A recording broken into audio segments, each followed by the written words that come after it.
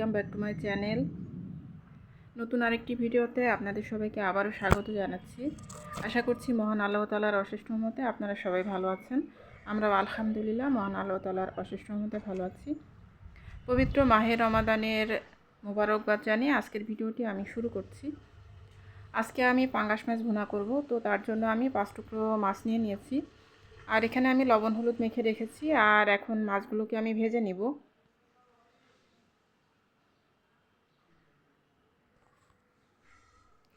একটা বছর ঘুরে আবারও আমাদের মাঝে চলে এসেছে পবিত্র মাহে রমজান।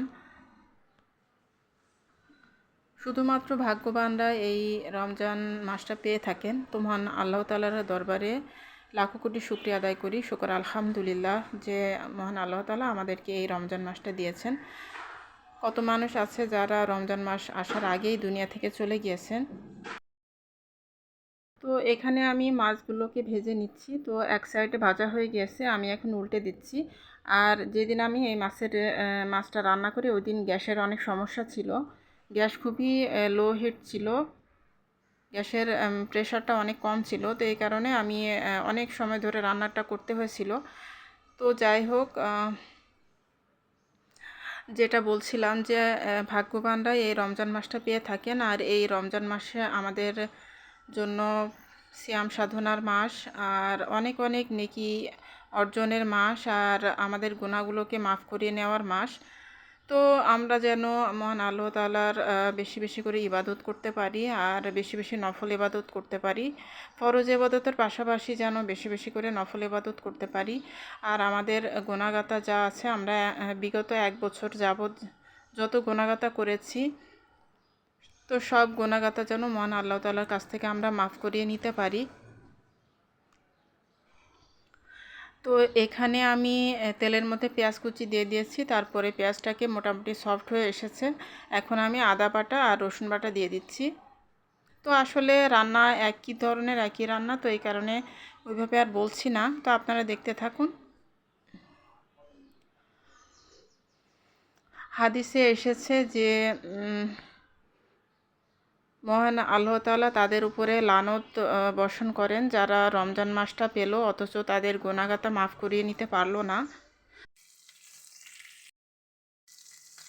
তো আমরা যেন মহান আল্লাহ তাআলার কাছ থেকে আমাদের গুনাহের জন্য ক্ষমা চেয়ে নিতে পারি, আর বেশি বেশি করে আমরা ইবাদত করতে পারি।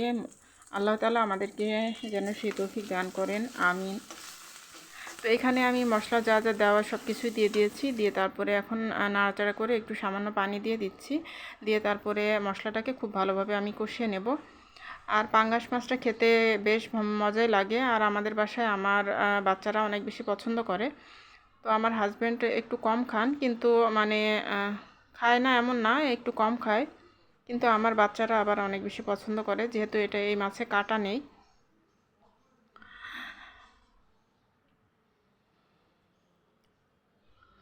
তো মোটামুটি আমি মশলাটাকে কষিয়ে নিয়ে তারপরে কিছু টমেটো কুচি দিয়ে দিলাম। টমেটো কুচি দিয়ে তারপরে আমি সব কিছু একসাথে আবারও ভালোভাবে কষিয়ে নেব। তো এ পর্যায়ে আমি কাঁচামরিচ ফালি দিয়ে দিচ্ছি। এটা দিয়ে আমি মশলাটা খুব ভালোভাবে কষাবো। কষিয়ে তারপরে ঝোলের পানিটা দিয়ে দেব। দিয়ে তারপরে মাছগুলো দিয়ে দিব। তো আমাদের একটা পরিচিত ভাবি কয়েকদিন গতকালকে মারা গিয়েছেন। তো আসলে ওনার জন্য অনেক বেশি খারাপ লাগছে। ভাবিটা ক্যান্সারে আক্রান্ত ছিলেন। ভাবির 2টা বাচ্চা ছোট ছোট। আসলে মানুষের হায়াত মৌতের কোনো ঠিক নেই। আল্লাহ তাআলা কখন কাকে নিয়ে যাবেন আমরা কেউই জানি না। তো অল্প বয়সে ভাবিটা চলে গেলেন দুনিয়া থেকে। তো কালকে আমার মনটা অনেক বেশি খারাপ ছিল।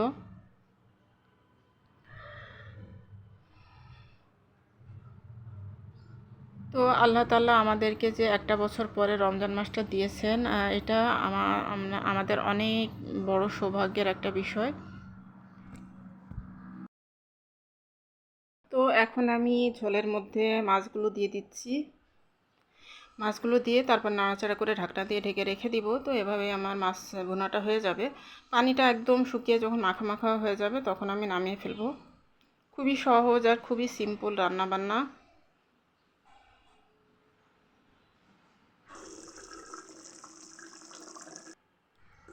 তো আসলে রমজান মাস যখন আসে তখন আসার আগে অনেক বেশি আনন্দ লাগে, অনেক বেশি খুশি লাগে, মনে হয় যে আহ,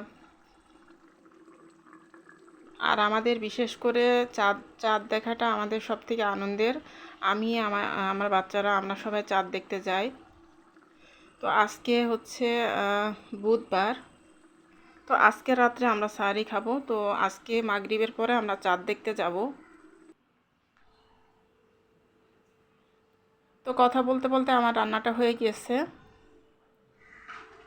নামানোর আগ দিয়ে আমি ধনিয়া পাতা দিয়ে দিয়েছিলাম, দিয়ে তারপরে আমি একটা সার্ভিং ডিশে সার্ভ করে নিয়েছি।